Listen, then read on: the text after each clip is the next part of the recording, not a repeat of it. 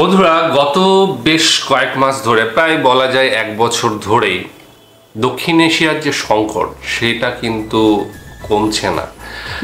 আর আমরা দেখেছি যে বাংলাদেশের কি অবস্থা হয়েছিল, একটা সময় গিয়েছে অন্তত 7-8 মাস তো হয়ে গেল, তার বেশি হয়ে গেল। তো সেই পর্যায় থেকে আস্তে আস্তে আস্তে বাংলাদেশ একটা স্থিতিশীল অবস্থায় এসেছে। কিন্তু এদিকে আবার যেটা হয়েছে তোমরা সবাই জানো যে ভারত এবং পাকিস্তানের মধ্যে একটা যুদ্ধের আবহ তৈরি হয়েছে।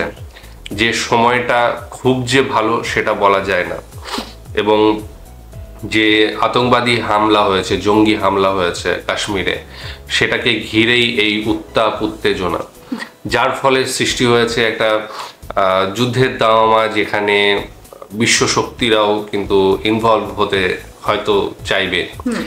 এবং এখানে আরেকটা দিক রয়েছে, যেটা হচ্ছে ওয়ার্ল্ড যে পাওয়ার, সেইটাকে কে কুক্ষিগত রাখবে, সেজন্য সেখানে চীন, আমেরিকা, রাশিয়া এরাও হয়তো সেখানে আসতে পারে। কারণ চীনের আধিপত্য ঠেকানোর জন্য আমরা সবাই জানি যে আমেরিকা বরাবরই সচেষ্ট। সুতরাং দক্ষিণ এশিয়া কিন্তু একটা মূল পয়েন্টে দাঁড়িয়ে আছে এই মুহূর্তে ভারত পাকিস্তান যুদ্ধকে কেন্দ্র করে। এইবার হচ্ছে যে শুধু কি এই ভারত পাকিস্তান যুদ্ধের জন্য এই দুটো দেশই এফেক্টেড হবে? অবশ্যই না।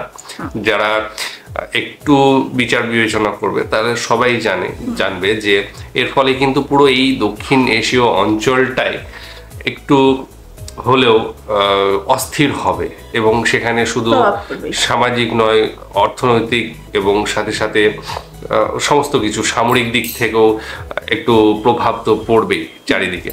তো সেটা নিয়েই আজকের ভিডিওটা। এখানে আমরা বাংলাদেশকে নিয়ে আলোচনা করব, যেটার শিরোনাম হচ্ছে ভারত পাকিস্তানের যুদ্ধে যে প্রভাব পড়বে বাংলাদেশের উপরে। হ্যাঁ, তো ডেসক্রিপশন বক্সে লিংক দিয়ে রাখবো, সেখানে গিয়ে অরিজিনাল ভিডিওটা দেখো, সাথে সাথে চ্যানেলটাকে লাইক শেয়ার সাবস্ক্রাইব করে দিও।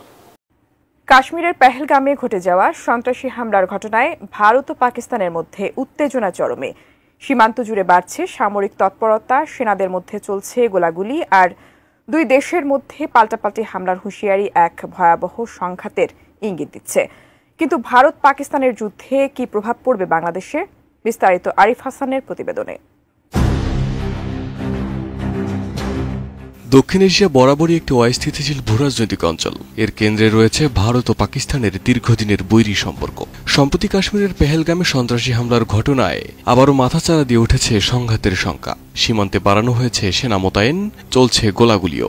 ধারণা করা হচ্ছে এই উত্তপ্ত পরিস্থিতিতে দুই দেশের সম্ভাব্য যুদ্ধ সীমিত পরিসরে সীমাবদ্ধ থাকবে না। এর ফলে সরাসরি প্রভাব পড়তে পারে প্রতিবেশী বাংলাদেশ সহ গোটা দক্ষিণ এশিয়ায়। 1965 ও 1971 সালে ভারত পাকিস্তানের যুদ্ধ দক্ষিণ এশিয়ার মানচিত্রই পাল্টে দিয়েছিল। বিশেষ করে 1971 সালের যুদ্ধের পর বাংলাদেশের অভ্যুদয় হয়।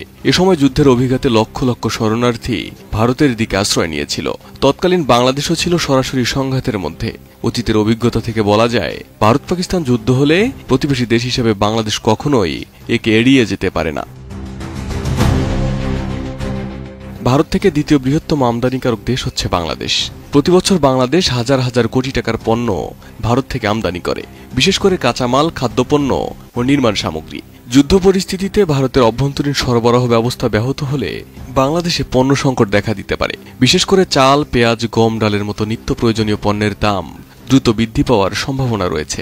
পাশাপাশি পাকিস্তান থেকেও কিছু পণ্য আমদানি হয়, যদিও পরিমাণে কম, কিন্তু সেটিও বিঘ্নিত হবে।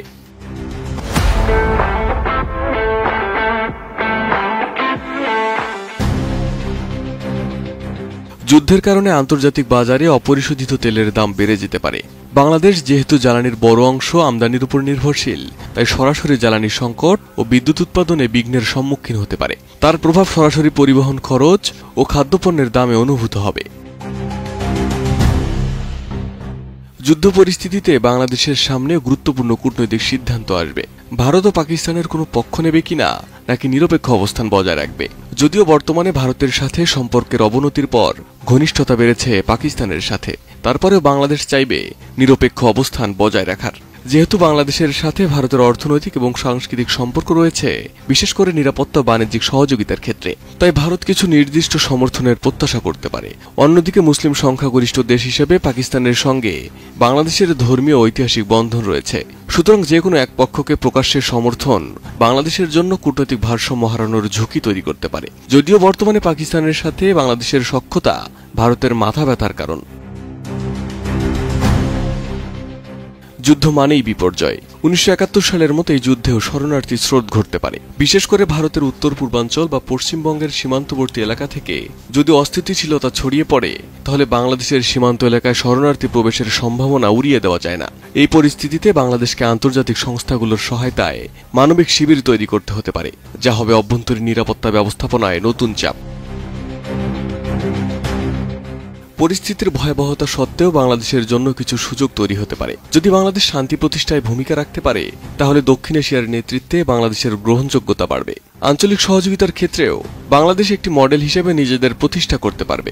এ ধরনের কূটনৈতিক সাফল্য ভবিষ্যতে আন্তর্জাতিক বিনিয়োগ ও বাণিজ্য আলোচনায় বাংলাদেশের অবস্থান আরো শক্ত করবে। Arif Hasan, ATN news, Dhaka. আচ্ছা, প্রথমেই যে কথাগুলো বলেছিলাম ভিডিও শুরুতে, যে একটা প্রভাব কিন্তু পড়বে, ভিডিওটাতেও সেই কথাগুলোই বলা হলো। সত্যিই তো, যখন ভারতে একটা যুদ্ধ পরিস্থিতি তৈরি হবে, তার আশেপাশে নেপাল, ভুটান, বাংলাদেশ যে সমস্ত দেশগুলো রয়েছে, তার উপর প্রভাব বিস্তার হতে বাধ্য। সেটা প্রকট না হয়েও একটা ছায়া প্রভাব কিন্তু পড়বে, যেহেতু বাণিজ্যিক লেনদেন ব্যাপারটা রয়েছে একদম। এবং সেটার ক্ষেত্রে কিন্তু সবচেয়ে আমরা যেটা জানি যে বাংলাদেশের সাথে সবচেয়ে বেশি কিন্তু ব্যবসা বাণিজ্য রয়েছে দক্ষিণ এশিয়ায়, এবং ওয়ার্ল্ডের সারা ওয়ার্ল্ড জুড়ে আমরা দেখলাম যে সেকেন্ড যে পজিশনে রয়েছে। সুতরাং একটা হিউজ পরিমাণে ব্যবসা বাণিজ্য হয়, এবং বাংলাদেশে প্রচুর কাঁচামাল আমদানি করা হয়, এবং সাথে সাথে খাদ্যদ্রব্য আমদানি করা হয়। যখনই ভারতে বা পাকিস্তানে যুদ্ধ হবে, সেখানে কিন্তু একটা হয়তোবা মানে পুরোপুরি বলছি না, নিজেদের দেশের মধ্যে একটা সংকট দেখা যায়। একদম খাদ্য সামগ্রী, সেখানে জ্বালানি, সমস্ত কিছু হয়তো সেই রপ্তানি করার জন্য একদম হয়তো সংকট দেখা যায়। যার থেকে বড় কথা, মালের দাম বেড়ে যেতে পারে। কারণ হচ্ছে সেই চাহিদার জন্য দামটা বেড়ে যেতে পারে, এবং সবসময় চাই যে দেশের জন্য স্টক করে রাখতে একটা যুদ্ধ পরিস্থিতিতে। আর সেই যুদ্ধ যদি বেশি দিন স্থায়ী হয়, সেটাও কিন্তু একটা বড় এফেক্ট ফেলবে। সেটা নিজের যে দেশে যুদ্ধ হচ্ছে সেই দেশে তো ফেলবেই, আশেপাশে হয়তো ছোট ছোট যে সমস্ত দেশ আছে, তারা হয়তো দেখা গেল বেশ কিছু জিনিসের উপরে জন্য নির্ভরশীল, সেই জিনিসটা হয়তো এখান ভারত থেকেই নেওয়া হয়, এবং সেই দামটা বেড়ে গেলে সেখানেও কিন্তু অর্থনৈতিকভাবে একটা প্রভাব ফেলতে পারে। এবং এই যুদ্ধটার ওপরে কিন্তু বিশ্বের বড় বড় শক্তির কিন্তু চোখ রয়েছে।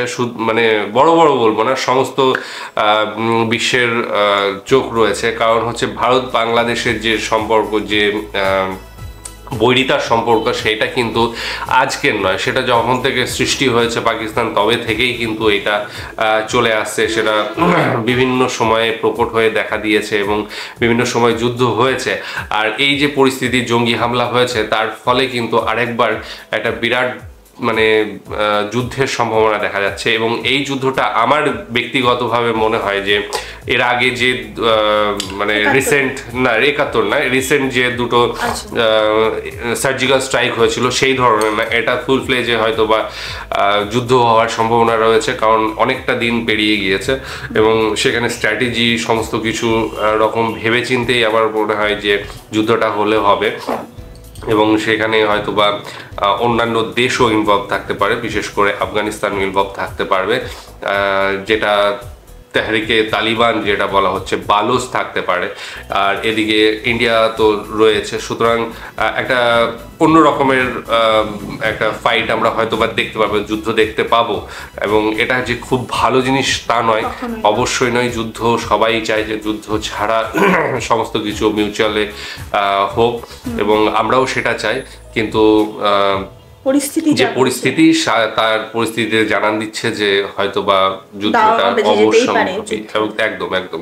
যাই হোক, তোমাদের মতামত জানিও, এবং বাংলাদেশ যে মানে স্টেপটা নিয়েছে তাতে কিন্তু অবশ্যই ভালো, কারণ বাংলাদেশ চায় যে এই পরিস্থিতিতে দাঁড়িয়ে বাংলাদেশের কি করা উচিত। হ্যাঁ, করা উচিত, যেটা আমরা গতদিন শুনেছি, আমি বিশেষ করে গতদিন শুনলাম পররাষ্ট্র উপদেষ্টা যিনি রয়েছেন তিনি বলেছেন যে আমরা এর মধ্যে জড়াবো না, আমরা বাইরে থাকবো, নিউট্রাল থাকবো, এবং যদি ভারত বা পাকিস্তান চায় যে দুজনে চায় যে বাংলাদেশ মধ্যস্থতা করে আমাদের একটা সুরাহা করা হয়, তাহলে বাংলাদেশ সেখানে আসবে। তাছাড়া কিন্তু বাংলাদেশ নিজেদের নিউট্রাল রাখবে, এটাই তার বক্তব্য ছিল, এবং সত্যি খুব ভালো একটা বক্তব্য, কারণ দুই শক্তির মাঝখানে হঠাৎ করে গিয়ে না যাওয়াটাই ভালো, এবং সেখানে নিজেকে সেফ রাখাটাও